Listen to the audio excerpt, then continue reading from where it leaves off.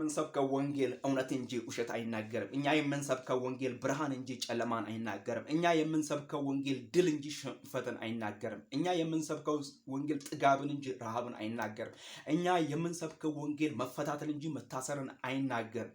እኛ የምንሰብከው ወንጌል አምልኮን እንጂ ስካርን አይናገርም። እኛ የምንሰብከው ወንጌል ዝማሬ እንጂ ዘፈንን አይናገርም። ስለዚህ ይሄንን ወንጌል በጽድቅ ይሄንን ወንጌል በኃይል ይሄን ወንጌል በስልጣን እንድንሰብክ ጳውሎስ ወንጌልን ባንሰብኩ ባለዕዳ ናችሁ ካለ፣ ወንጌልን ባንሰብክ ወየውልኝ ካለ፣ በገጠር በከተማ በየደረስንበት ቦታ በዝማሬ በቃል የእግዚአብሔርን ወንጌል ልንናገር እግዚአብሔር አምላክ ኃላፊነት ስለሰጠን፣ እግዚአብሔር አምላክ እድልን ስለሰጠን፣ እድሜን ስለቀጠለልን፣ እግዚአብሔር አምላክ ከእናታችን ማህፀን ጀምሮ ስለለየን ይሄንን ወንጌል እንናገራለን። መዳን በሌላ በማንም የለም። እንድንበት ዘንድ ከሰማይ በታች የተሰጠን ስም ኢየሱስ ነው።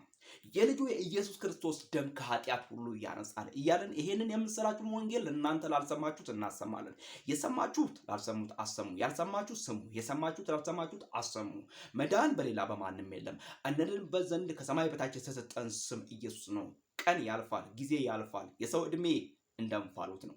የሰው ዕድሜ እንደ ጥላ ነው። የሰው ዕድሜ ታይቶ እንደሚጠፋ እንደ ጤዛ ነው። ይህንን ኢዮብ ተናግሯል። ይህንን ነቢያት ተናግረዋል። ይህንን ሐዋርያት ተናግረዋል። ዛሬም በእኛ ዘመን እግዚአብሔር አምላክ ይህን ይናገራል።